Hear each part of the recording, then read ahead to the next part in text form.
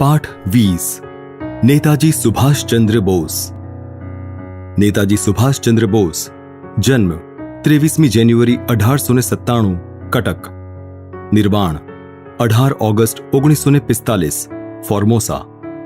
નેતાજી સુભાષચંદ્ર બોઝ એ ભારતીય સ્વતંત્રતા લડતનું એક અત્યંત રહસ્યભર્યું પાનું છે.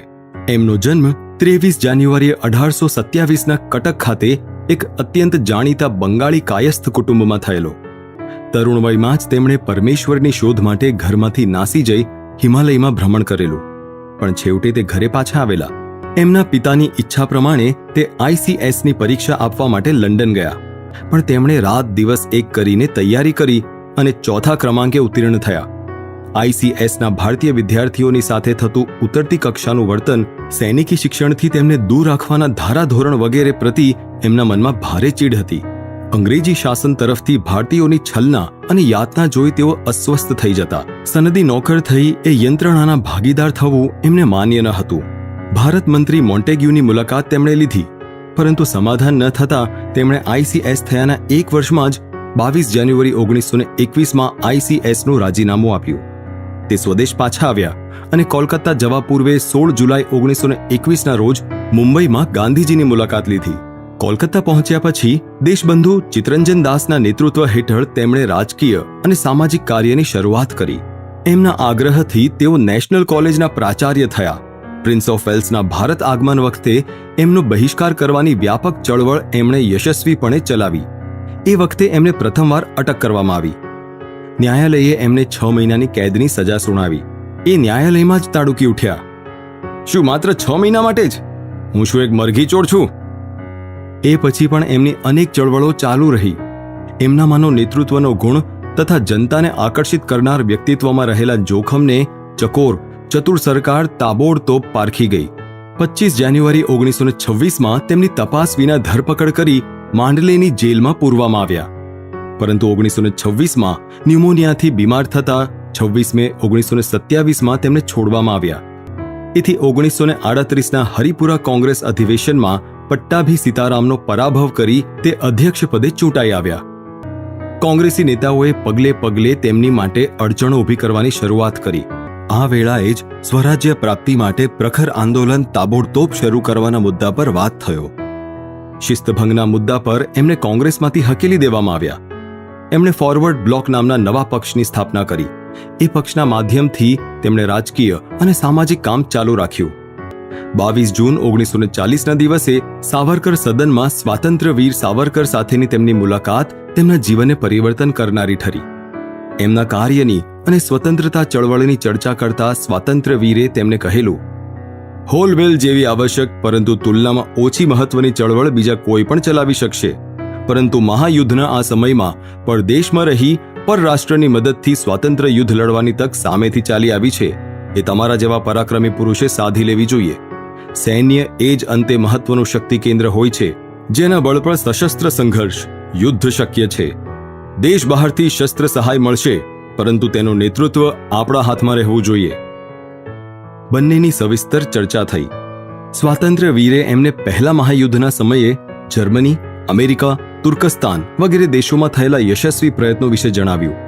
એ પ્રમાણે ગદર ચળવળની તથા તેમાં સહભાગી એવા વિષ્ણુ દિગંબર પિંગળે, ખાનખાજે વગેરેના સહયોગની અને રાસ બિહારી બોસે જાપાનમાં રહીને ઊભી કરેલી સેના વિશે વિગતવાર માહિતી આપી.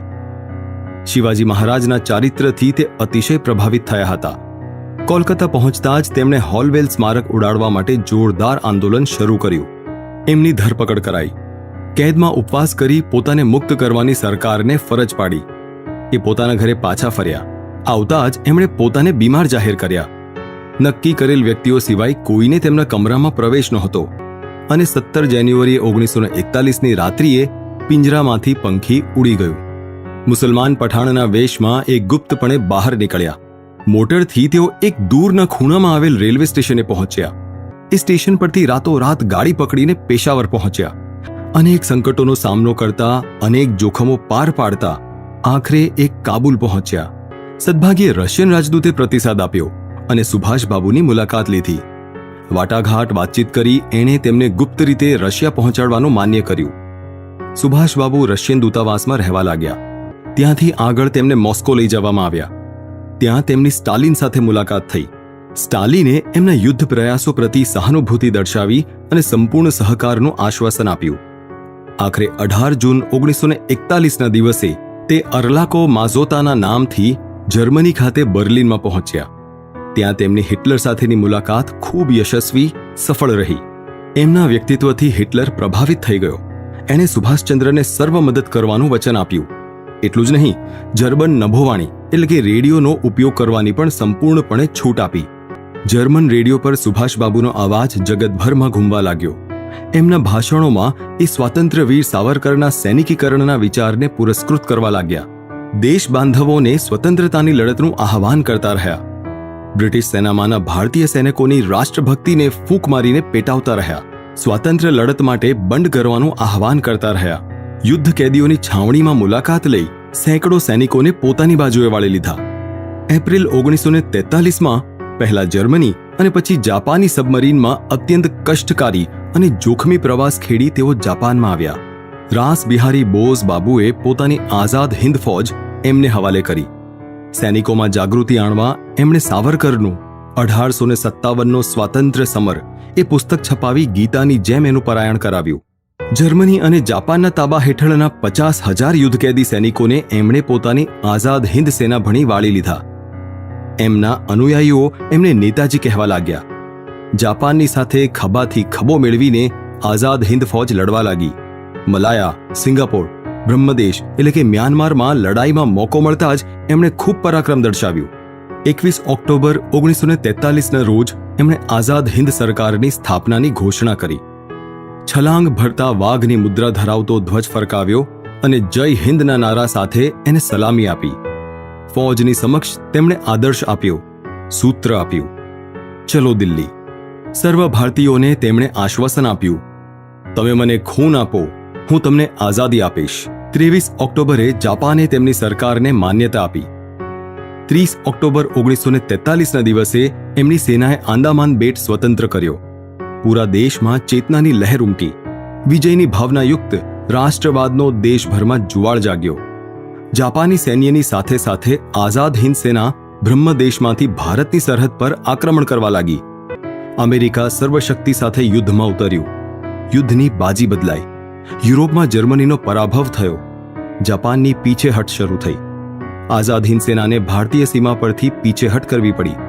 જાપાન પાસે શરણાગતિ સ્વીકાર્યા સિવાય બીજો કોઈ પર્યાય બચ્યો નહોતો. આ વખતે નેતાજી મલાયામાં છાવણીમાં હતા. ત્યાંથી તે જાપાનના વડાપ્રધાનને મળવા જાપાની બોમ્બર વિમાનમાં ટોક્યો જવા 17 ઓગસ્ટે નીકળ્યા. રાતના તેમણે ફ્રેન્ચ ટુટેનમાં મુકામ કર્યો. બીજા દિવસે તે આગળ નીકળ્યા. ફાર્મોસા એટલે આજનું તાઇવાનમાં હોકુ વિમાનતળ પર ઈંધણ ભરાવીને એમનું વિમાન આગળ વધ્યું. એ પછી નેતાજીનું શું થયું એની કોઈને કાંઈ સાચી માહિતી નથી. પણ એક વાત માત્ર નિર્વિવાદપણે હકીકત છે કે નેતાજીએ સૈન્ય તૈયાર કરીને કરેલા આ પ્રયત્નોને કારણે જ સ્વતંત્રતા દ્રષ્ટિગોચર થવા લાગી અને 15 ઓગસ્ટ 1947 સ્વતંત્રતાનો સૂર્ય ઉગ્યો.